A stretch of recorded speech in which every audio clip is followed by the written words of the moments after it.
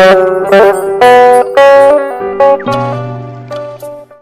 Mak, Assalamualaikum warahmatullahi wabarakatuh. Kali ini Mama Nande, Bidan Febrina Oka, ownernya Sekolah Mak, akan share bagaimana tipsnya kalau kamu mau melahirkan normal tapi minim jahitan ataupun tanpa jahitan sama sekali. Nah, biasanya kalau ada yang lahiran normal itu selalu ditanya oleh lingkungan ya, oleh netizen, berapa jahitan kamu waktu lahiran normal kemarin?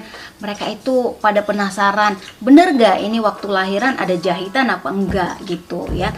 Saya juga heran ya, emang kalau misalnya ada jahitan jadi kayak ini ibu yang nggak bener nih, melahirkannya nggak pinter nih. Atau yang tanpa jahitan ya, ini keren banget nih melahirkan normalnya nih. Akhirnya apa? Akhirnya banyak itu yang Mama Nandi alami ya pada saat nolong-nolong lahiran, yang sudah jelas ada luka jalan lahir yang harus dijahit, tapi si ibunya nggak mau dijahit, kekeh gitu, supaya nggak usah dijahit deh bu bidan, maunya udah deh nggak usah dijahit deh gitu. Nah, jadi biasanya mama paksa tuh untuk dijahit. Kenapa? Karena nanti luka jahit, luka robekannya itu nggak akan mungkin bisa menyatu kalau memang bagian ototnya yang udah robek. Tapi kalau mungkin hanya lecet, ya udah nggak perlu dijahit. Jadi pertanyaannya, sebenarnya melahirkan normal itu ada yang perlu dijahit atau semuanya pada saat melahirkan normal itu bakal robek?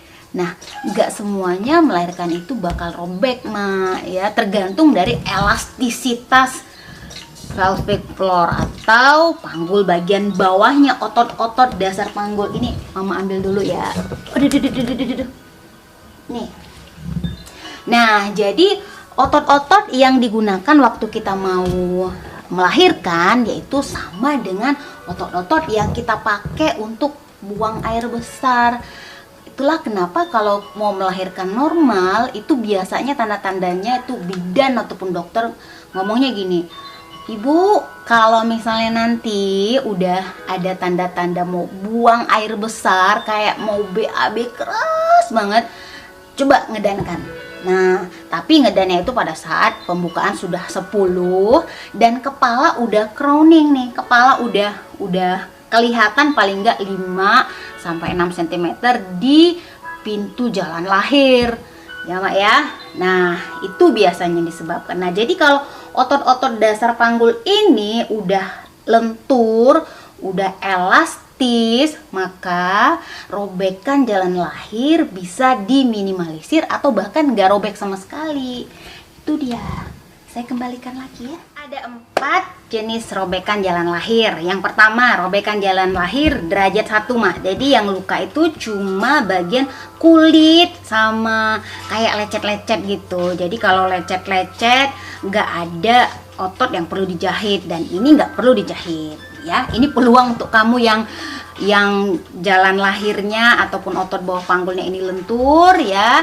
Kalau misalnya cuma lecet-lecet nggak perlu dijahit Mak. Yang kedua adalah robekan jalan lahir derajat kedua. Derajat kedua ini dia sudah sampai di kulit ya. Kemudian yang robek itu bagian otot perineum sampai ke vagina bagian dalam. Nah, ini dijahit Mak. Jadi kalau nggak dijahit, otot-otot itu gimana nyatunya ya. Jadi kalau dibiarin, nanti otot-otot itu akan ada space gitu. Jadi jalan lahir kita jadi makin lebar ya. Nah, yang ketiga yaitu robekan jalan lahir derajat ketiga. Selain yang luka ataupun yang robek itu otot-otot jalan lahir, mulai dari vagina bagian dalam perineum, dia udah sampai mau ke anus, dan ini juga wajib dijahit ya, wajib dijahit. Yang keempat ini adalah derajat yang keempat dari robekan jalan lahir. Lukanya itu udah sampai dia ke anus ya. Kalau kita lihat robeknya itu tuh dari vagina bagian dalam sampai dia ke anus, dia robek. Nah, ini wajib dijahit, dan yang menjahit itu pun adalah dokter spesialis kandungan ya. Nah, itu adalah tipe-tipe robekan jalan lahir. Sekarang Mama Nandi akan bagi tips nih ke kamu yang mau menurunkan ataupun bahkan membuat panggul ya, otot-otot dasar panggul itu supaya lebih lentur dan lebih elastis. Supaya apa? Supaya kalau nanti kepala bayi melewati otot-otot dasar panggul nih, nah ya, jadi melewati ini otot-ototnya itu lebih elastis gitu, nggak mudah robek ya. Caranya gampang ya Mak ya, yaitu senam Kegel ya. Selama ini senam Kegel yang diketahui itu dilakukan pada saat pasca melahirkan ya. Jadi senam Kegel itu juga bermanfaat untuk kamu yang hamil.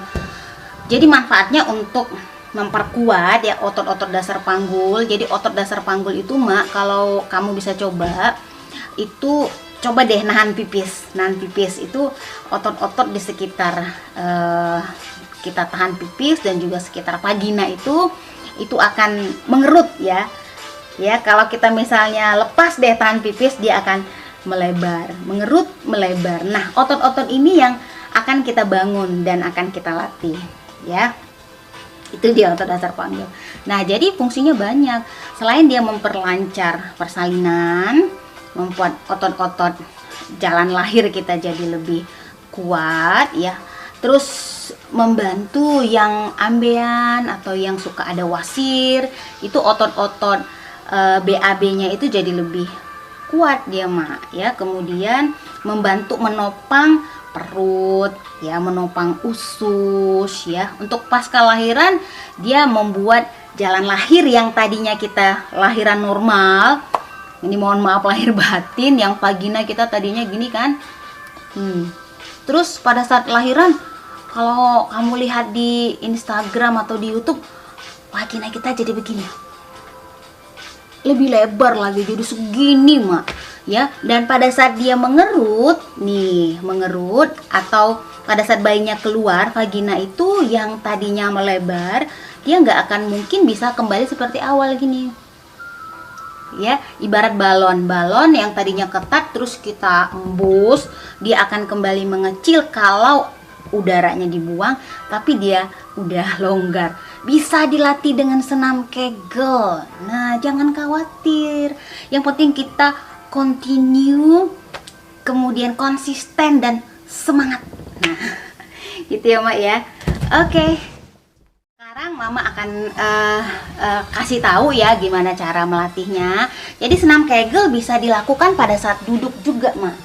Ya, pada saat duduk. Nih kita pada saat duduk, boleh diduduk di mana ya, lagi daripada nggak ada kerjaan kan, daripada bengong, kita latihan Kegel ya. 3 kali 5 aja. Jadi 3 kali sehari, terus setiap kali latihan 5 kali Kegel. Nah, 5 kali Kegel pada saat kita tahan atau jepit kandung kencing ya, kayak mau nahan pipis sama nahan BAB itu 5 detik aja ya. Nah, kita bisa lakukan pada saat duduk Mak. Pada saat duduk ya, pada saat duduk tidak perlu pakaian khusus, tidak perlu ruangan khusus, di mana aja bisa, yang penting konsisten. Itu yang diingat ya, yang penting konsisten. Jadi kalau pada saat duduk, nah kamu pernah nggak nahan pipis atau nahan BAB? Itu biasanya kita kencengin tuh ya, kita kencengin. Nah, Kegel exercise seperti itu. Nah, tipsnya atau trik melakukannya. Tapi pastikan sebelum melakukan kosongin dulu kandung kencingnya. Jadi jangan malah kita nahan pipis, berbahaya. Kalau kita tahan pipis dengan kondisi pipis kita memang lagi penuh, itu bisa membuat infeksi saluran kemih nanti Mak. Jadi pasti kosongin dulu ya. Nah, pada saat udah kosong ya, kita mulai jepit tuh. Jepit seperti kita mau nahan pipis dan nahan BAB. Tapi otot paha, kemudian perut, bokong ini jangan dikencengin. Cukup bagian itunya aja, seperti nahan pipis, nahan BAB. 5 detik ya, kita hitung. 1, 2, 3, 4, 5. Relax. Ya, tarik nafas. Buang nafas. Tarik nafas. Buang nafas. Kemudian jepit lagi. Wajahnya biasa aja mak ya, nggak usah gini. Nah nanti tetangga bingung, kamu kenapa gitu ya. Padahal kita lagi kegel. Kita tahan 5 hitungan. Nah jadi 3 kali 3 kali 1 hari, dan setiap kali melakukan 5 kali kegel exercise. Dan setiap kita tahan pipis ataupun BAB itu 5 detik sampai 10 detik. Jadi lakukan secara bertahap aja mak, nggak usah apa ya, nggak usah baru pertama kali latihan langsung misalnya 20 hitungan atau 20 detik, nanti kram ini, jadi makin buat masalah sama kamu. Oke, nah kalau berdiri bisa nggak? Oh bisa dong. Pada saat lagi berdiri ya, lagi berdiri boleh begini. Nah nggak akan kelihatan, kita seperti tahan pipis, tahan BAB. Nah, oke. Nah, kemudian kita lihat lagi ya, tahan pipis. Ini kelihatan paling kayak tulang ekornya jadi masuk gitu.